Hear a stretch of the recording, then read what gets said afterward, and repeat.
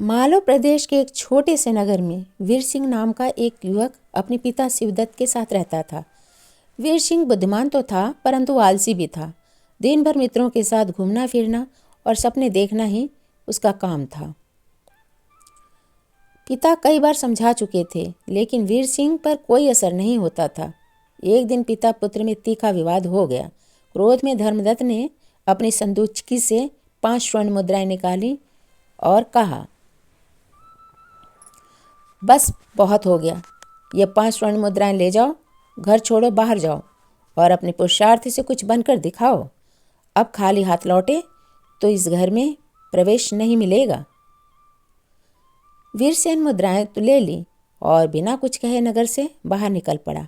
चलते चलते उसके मन में विचार आया, इन्हीं 5 मुद्राओं से मैं कुछ बड़ा करके दिखाऊंगा। नगर से कुछ दूर जंगल का मार्ग था। वहीं एक वट वृक्ष के नीचे एक साधु ध्यानमग्न बैठे थे। उनके चेहरे पर अद्भुत तेज था। वीर सिंह को न जाने क्यों उनसे मिलने पास जाने की इच्छा हुई। उसने प्रणाम किया। साधु ने आंखें खोली और मुस्कुराकर बोले,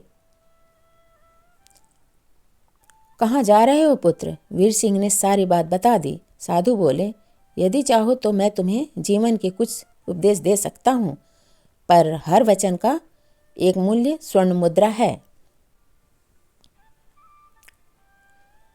वीर सिंह चौंका, फिर सोचा, ज्ञान यदि काम आ जाए तो मूल्य छोटा है। उसने एक मुद्रा दी। साधु ने पहला वचन कहा, कभी भी अहंकार में कोई निर्णय मत लेना। समय लेकर सोचोगे तो संकट टल जाएगा। दूसरी मुद्रा लेकर साधु दूसरा वचन बोले, किसी की अमानत या विश्वास में खोट मत करना, चाहे कितना लाभ बड़ा ही क्यों न दिखे। तीसरी मुद्रा पर तीसरा वचन बताया, यदि सत्य बोलना किसी निर्दोष को हानि पहुंचाए तो मौन ही श्रेष्ठ है। चौथी मुद्रा पर चौथा वचन बताया, जो स्त्री या पुरुष दूसरों को मोहरा बनाकर अपना लाभ साधे, उससे सदा सावधान ही रहना।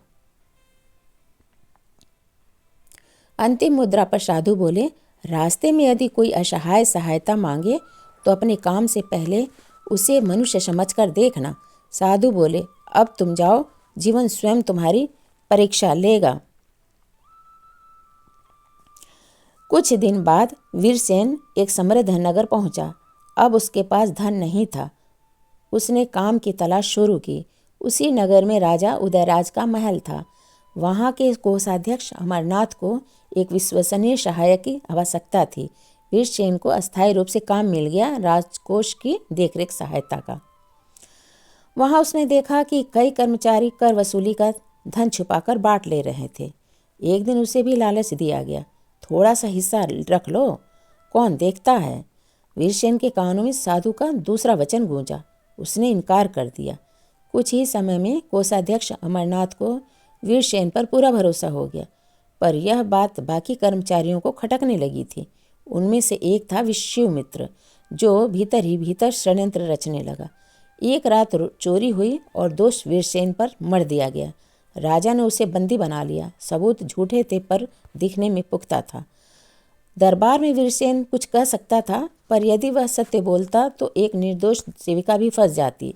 उसे तीसरा वचन याद आया, यदि सत्य किसी निर्दोष को हानि दे तो मौन ही बेहतर है। वह चुप रहा। राजा ने अगले दिन मृत्युदंड का संकेत दिया।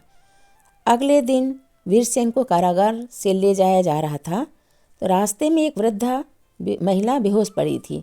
सैनिकों ने आगे बढ़ने को कहा, पर वीरसेन ने चौथा और पांचवा वचन याद किया। उसने आग्रह किया कि पहला वृद्धा को पानी दिया जाए। राजा संयोग से उसी मार्ग से गुजर रहे थे। उन्होंने यह देखा।